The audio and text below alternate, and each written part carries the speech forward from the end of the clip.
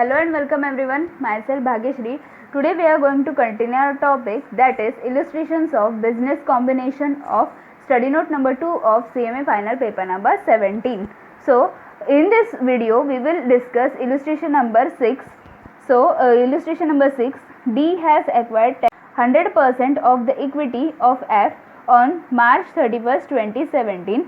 The purchase consideration comprises of an immediate payment of ₹10 lakh, यानी कि purchase consideration हम लोग को दिया है, इनिशियल जो भी परचेज कंसिडरेशन यानी कि इमीडिएट पेमेंट है वो 10 लाख का किया है, and further 2 payments of ₹1.21 lakhs if the return of equity exceeds 20% in each of the subsequent 2 financial years. A discount rate of 10% is used. The compute value of a total consideration at the acquisition date. अभी इधर क्या हुआ है, normally हम लोग का कैसे होता है, परचेज कंसिडरेशन एक ही इंस्टॉलमेंट में यानी कि एक ही बार पे किया जाता है, लेकिन इधर इन लोग ने इमीडिएट कैश पेमेंट किया है 10 लाख का. उसके बाद बोला है कि फर्दर 2 पेमेंट्स है 1.25 लाख के अगर equity excess 20% of each subsequent to the two financial year, यानी कि हम लोग को कंटिंजेंट जो भी कंसिडरेशन है वो भी दिया है. So normal consideration is 10 lakh. अभी हम लोग को कंटिंजेंट कंसिडरेशन फाइंड आउट करना है, सो उसी के लिए हम लोग को डिस्काउंट रेट दिया है, that is 10%. Okay, discount rate यानी कि पीवी फैक्टर वाला पार्ट जो भी हम लोग कैलकुलेट करते हैं वैसे ही हम लोग को करना है. सो फर्स्ट ऑफ ऑल हम लोग को जो भी डिस्काउंट रेट है वो अच्छे से कैसे आता है वो समझ के लेना चाहिए. सी, इधर हम लोग तो क्वेश्चन तो बहुत सिंपल और छोटा है, लेकिन अभी हम लोग को वर्किंग नोट बनाना है, वो ज़्यादा इम्पोर्टेंट है. So working note, first of all हम लोग जो भी first year and second year का जो भी पीवी फैक्टर है वो हम लोग फाइंड आउट करेंगे. सी, सिंपल है. सी, फर्स्ट ऑफ ऑल क्या करना होता है, जो भी 10% दिया है ना हम लोग को, सो हम लोग को क्या करना है, 10% यानी कि 100 होता है, सो 10 डिवाइड बाय 100 करना है. ओके, तो इतना आता है 0.1, प्लस करेंगे 1. पीवी फैक्टर में हमेशा हम लोग को +1 करना रहता है. सो हम लोग ने प्लस किया 1, तो हम लोग का आ गया 1.1. ओके, ये हम लोग को याद रखना है. सी, अभी हम लोग को 1 डिवाइड बाय 1.1 करना है, तो हम लोग का पीवी फैक्टर आ जाएगा फर्स्ट ईयर का, that is 0.9090. Don't round up it, just write it as it is 0.9090. This is the PV factor for first year. अभी सिंपली हम लोग को इसको इज इक्वल टू करना है, तो सेकेंड ईयर का आ जाएगा, दैट इज 0.8264. सो 0.8264. अभी हम लोग को 2 इयर्स का हम लोग को बोला है ना, तो सिंपली इसका टोटल लेना है. सो हम लोग का टोटल पीवी फैक्टर आ जाएगा. सो इधर हम लोग टोटल लेंगे, सब कुछ कैलसी पे क्लियर करना है और बाद में टोटल लेना है. सो 0.9090 प्लस 0.8264. ठीक है, तो हम लोग का टोटल आ जाएगा 1.7354. ओके, अभी ये जो टोटल है इसको हम लोग इधर हम लोग को जो भी पेमेंट मिलने वाला है फर्दर 2 इंस्टॉलमेंट वाला, दैट इज 1.21 लाख, उससे मल्टीप्लाई करना है. तो हम लोग का contingent consideration for the next 2 years आ जाएगा. सो मल्टीप्लाई करेंगे ₹1.21 से.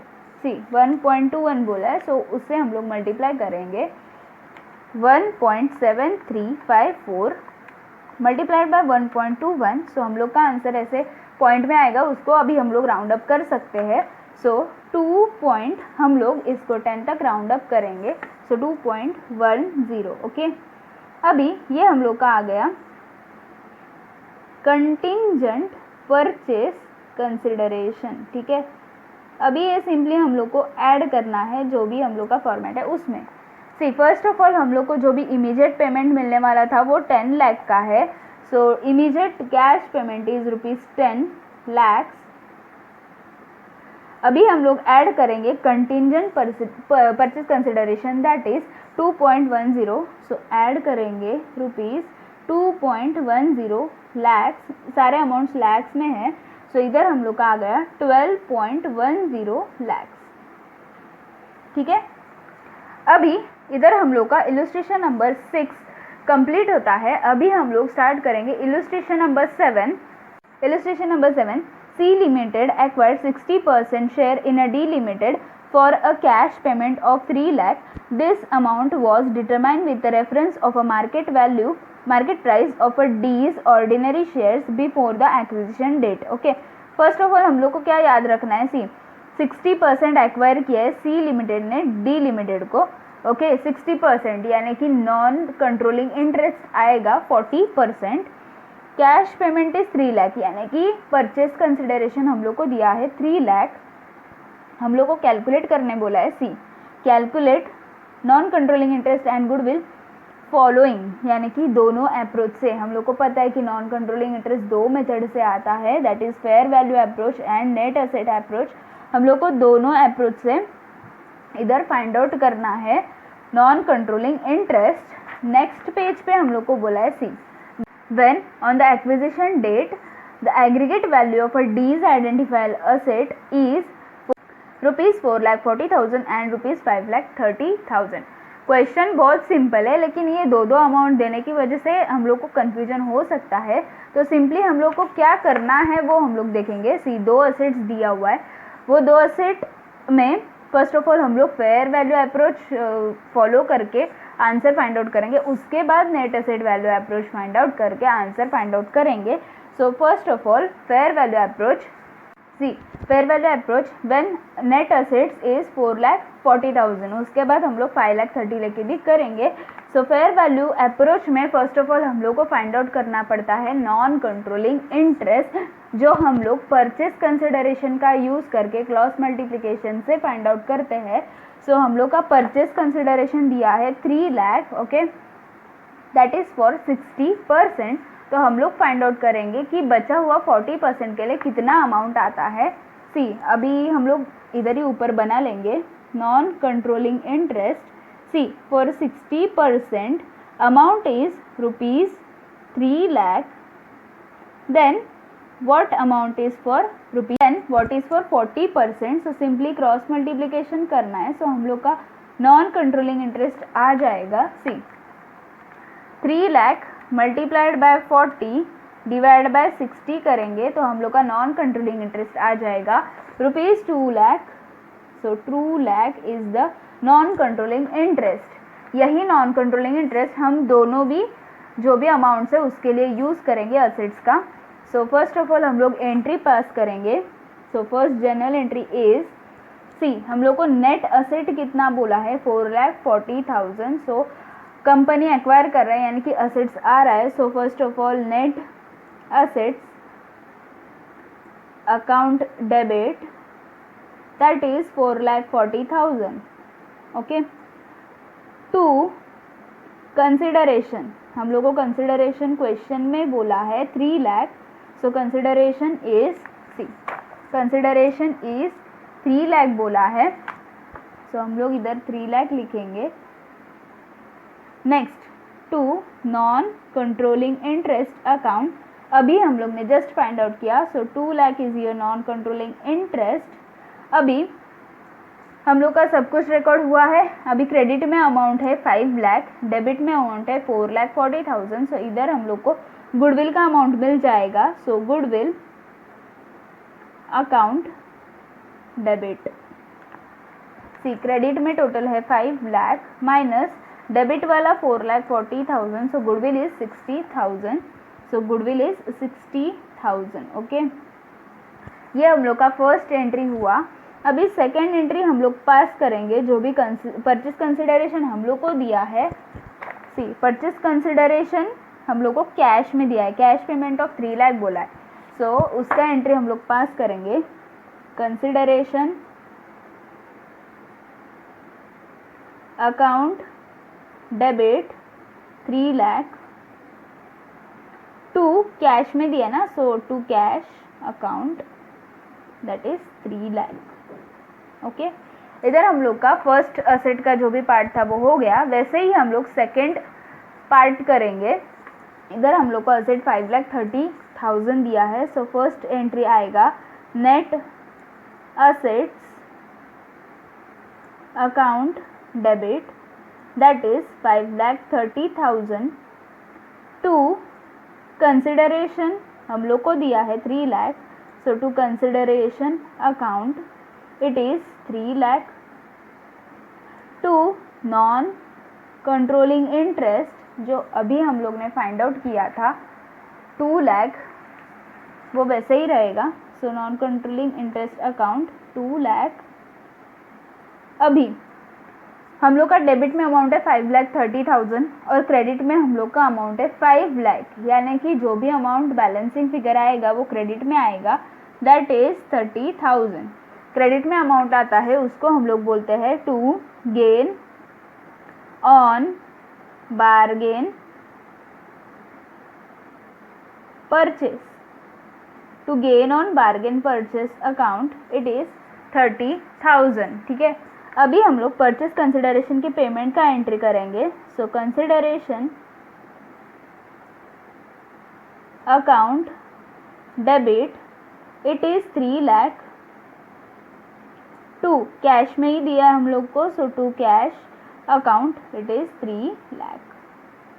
ठीक है, अभी हम लोग सेकेंड मेथड यानी कि नेट असेट अप्रोच यूज़ करके एंट्री पास करेंगे। सो नेट असेट में हम लोग को कैसे होता है, जो भी असेट होता है उसके ऊपर डायरेक्टली जो भी नॉन कंट्रोलिंग इंटरेस्ट का 40% है वो फाइंड आउट करना होता है। सो हम लोग डायरेक्टली फाइंड आउट करेंगे। First entry is net asset account debit that is 4,40,000। Okay, to consideration हम लोग को दिया है 3 lakh, so consideration account it is 3 lakh, to अभी हम लोग फाइंड आउट करेंगे non controlling interest. So directly 4,40,000 के ऊपर हम लोग 40% फाइंड आउट करेंगे, क्योंकि 60% एक्वायर किया है, यानी कि बचा हुआ 40% हम लोग का नॉन कंट्रोलिंग इंटरेस्ट है। सो 4,40,000 के ऊपर directly 40% that is 1,76,000। This is your non controlling interest that is 1,76,000। ठीक है, अभी हम लोग टोटल लेके चेक करेंगे कि कौन सा साइड बड़ा है। असेट्स में 4,40,000 यानी कि डेबिट में 4,40,000 है, क्रेडिट में 3 lakh plus 1,76,000 it is 4,76,000। So credit वाला अमाउंट ज़्यादा है, सो क्रेडिट में से हम लोग डेबिट का 4,40,000 माइनस करेंगे, हम लोग को गुडविल मिल जाएगा 36,000। सो गुडविल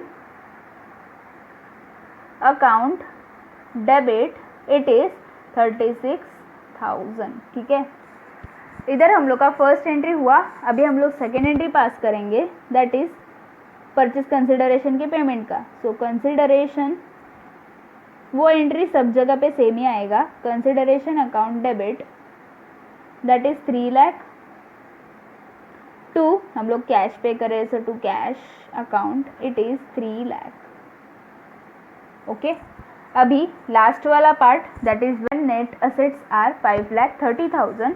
सो फर्स्ट एंट्री हम लोग का आएगा net assets account debit it is 5,30,000, to consideration जो भी क्वेश्चन में हम लोग को दिया है that is 3 lakh, so to consideration account it is 3 lakh. उसके बाद टू नॉन कंट्रोलिंग इंटरेस्ट हम लोग अभी फाइंड आउट करेंगे।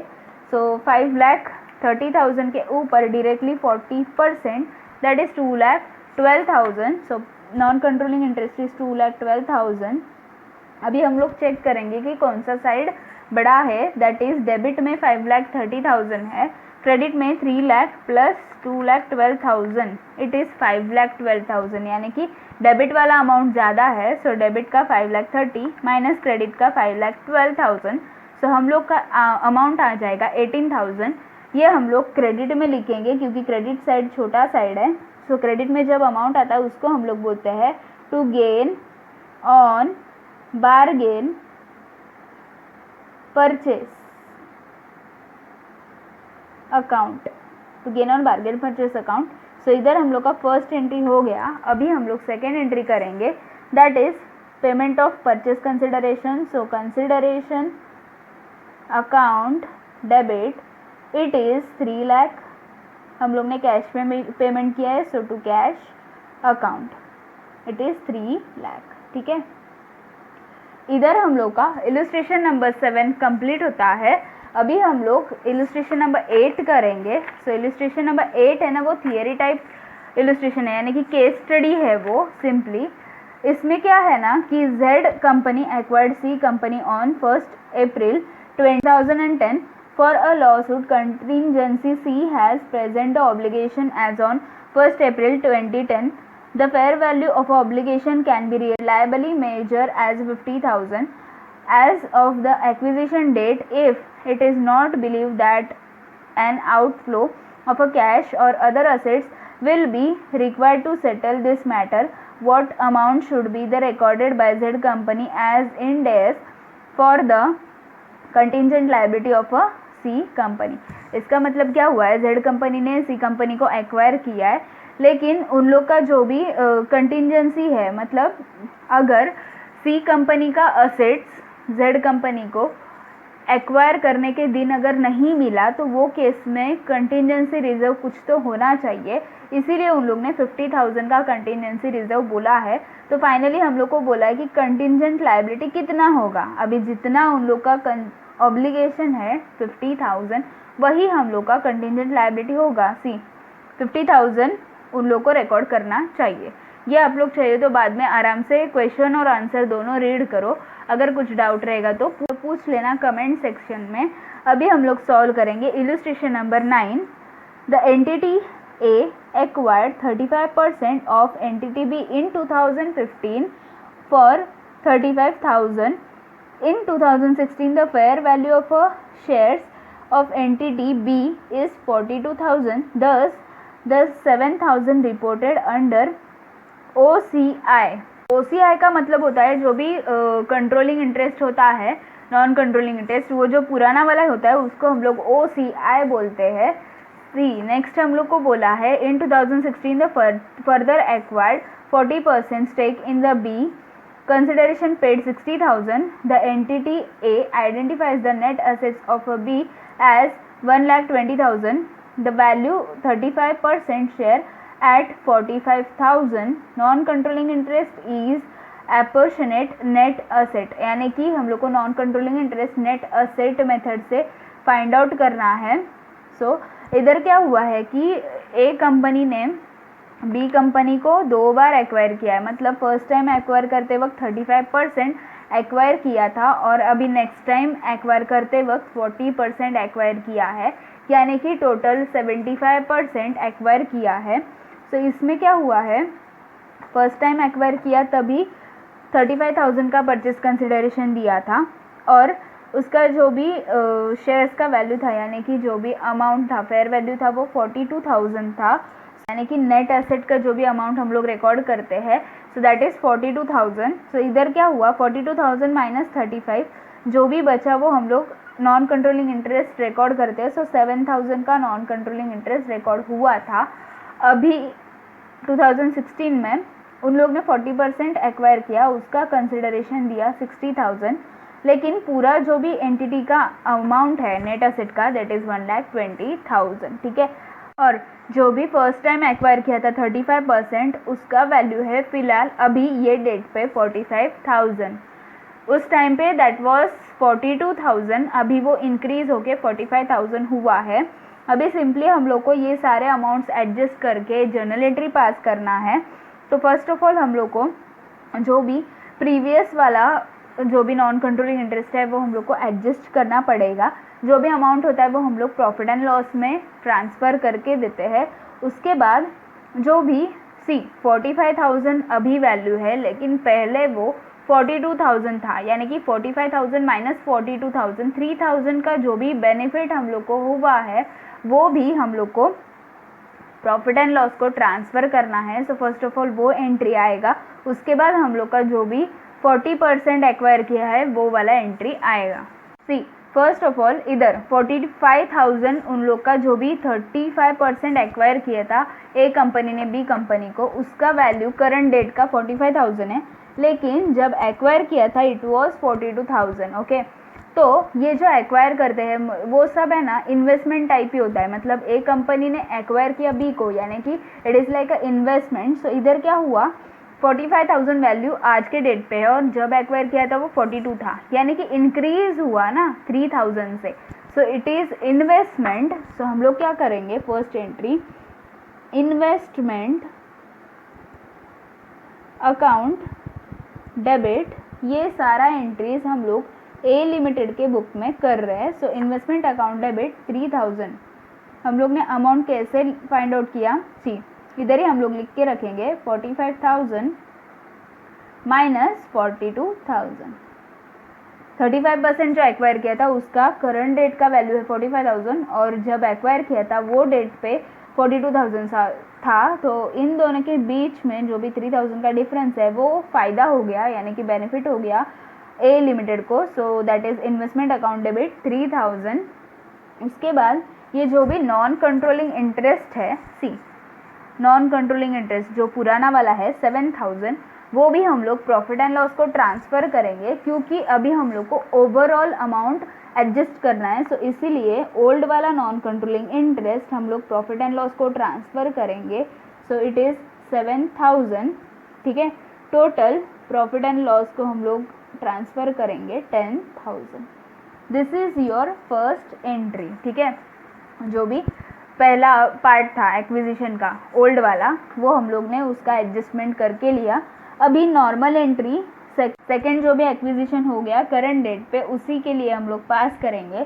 सो फर्स्ट ऑफ ऑल हम लोग नॉर्मल एंट्री कैसे करते हैं वो, यानी कि नेट असेट अप्रोच फॉलो करके। So net asset account debit, जो भी क्वेश्चन में हम लोग नेट असेट देते हैं वो पूरा रिकॉर्ड करते हैं। See net asset of B it is 1,20,000। So पूरा अमाउंट हम लोग 1,20,000 इधर रिकॉर्ड करेंगे, ठीक है।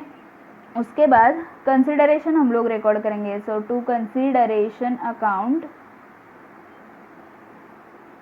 कंसिडरेशन हम लोग को क्वेश्चन में बोला है, सी कंसिडरेशन इज पेड 60,000, ठीक है।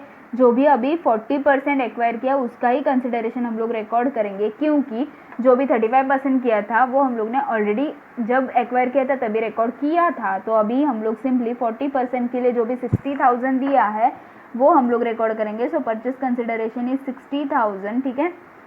उसके बाद टू इन्वेस्टमेंट, इन्वेस्टमेंट को हम लोग क्रेडिट कर रहे हैं। इसका रीज़न है, सी जो भी अर्लियर एक्वायर किया था हम लोग ने वो हम लोग इधर क्रेडिट कर रहे हैं, क्योंकि अभी हम लोग टोटल एक्वायर कितना किया है वो देख रहे हैं, इसीलिए तो पूरा असेट्स रिकॉर्ड किया है ना, पूरा असेट रिकॉर्ड किया है। इसका मतलब जो भी पहले वाला एक्वायर किया था उसका इफेक्ट हम लोग इधर क्रेडिट करके कैंसिल करेंगे, क्योंकि अभी हम लोग टोटल 40% प्लस पुराना वाला 35%, टोटल 75% का रिकॉर्ड कर रहे हैं। सो इसीलिए जो भी पुराना वाला 35% वाला था वो इफेक्ट अभी हम लोग इधर से निकाल रहे हैं। सो इधर करंट डेट पे 35% का एक्वायर किया था उसका जो भी वैल्यू है 45,000, वो हम लोग इधर राइट ऑफ करेंगे, इसीलिए हम लोग क्रेडिट कर रहे हैं।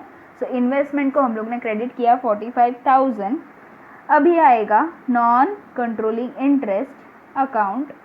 सी नॉन कंट्रोलिंग इंटरेस्ट हम लोग को नेट असेट मेथड से बोला है। सो असेट्स हम लोग को दिया है 1,20,000, ठीक है। अभी परसेंट कैलकुलेट करते वक्त ध्यान से करना है। सी अर्लियर हम लोग ने 35% एक्वायर किया, अभी 40% एक्वायर किया, यानी कि 40 प्लस 35 टोटल 75% एक्वायर किया है ए कंपनी ने बी कंपनी को। 100 में से 75% गया तो बचा कितना, 25%। सो 25% ही हम लोग का नॉन कंट्रोलिंग इंटरेस्ट आएगा। सो 1,20,000 मल्टीप्लाइड बाय 25%, ये हम लोग का आ गया 30,000। This is your non controlling interest. कैसे फाइंड आउट किया, लिख के रखो 1,20,000 मल्टीप्लाइड बाय 25%, ठीक है। तो ये हम लोग का आ गया नॉन कंट्रोलिंग इंटरेस्ट। 25% कैसे आया, सी 40% प्लस 35%, ये दोनों मिला के हम लोग का 75% एक्वायर हो चुका है। बचा हुआ 25% हम लोग का नॉन कंट्रोलिंग इंटरेस्ट आया, ठीक है। इधर हम लोग का एंट्री कंप्लीट हुआ। अभी सिंपली हम लोग को गुडविल फाइंड आउट करना है। सी डेबिट में हम लोग का अमाउंट है 1,20,000, क्रेडिट में अमाउंट है 60,000 प्लस 45,000 प्लस 1,30,000, टोटल इज 1,35,000, यानी कि क्रेडिट का अमाउंट ज़्यादा है, सो माइनस करेंगे डेबिट का 1,20,000, हम लोग का अमाउंट आ गया 15,000 is your goodwill. So goodwill account debit it is 15,000। ठीक है, इधर हम लोग का क्वेश्चन नंबर 9 कंप्लीट होता है। अभी हम लोग ये परचेज कंसिडरेशन कैसे दिया है, मतलब पेड बोला है लेकिन कैश में दिया है कि इक्विटी शेयर्स दिया है, कुछ भी नहीं बोला है, सो नेक्स्ट एंट्री पास नहीं कर सकते। अगर वो बोला होता तो हम लोग ने वो भी एंट्री पास किया होता। ठीक है, तो इधर हम लोग का इलस्ट्रेशन नंबर 9 कंप्लीट होता है। अगर ये वीडियो आपको हेल्पफुल लगा हो तो प्लीज़ वीडियो को लाइक कर देना, अपने फ्रेंड्स के साथ शेयर करना और मेरे चैनल को सब्सक्राइब करना, क्योंकि ऐसे ही बहुत सारे टॉपिक पे अभी नए वीडियोस पोस्ट होने वाले हैं। Thanks for watching friends.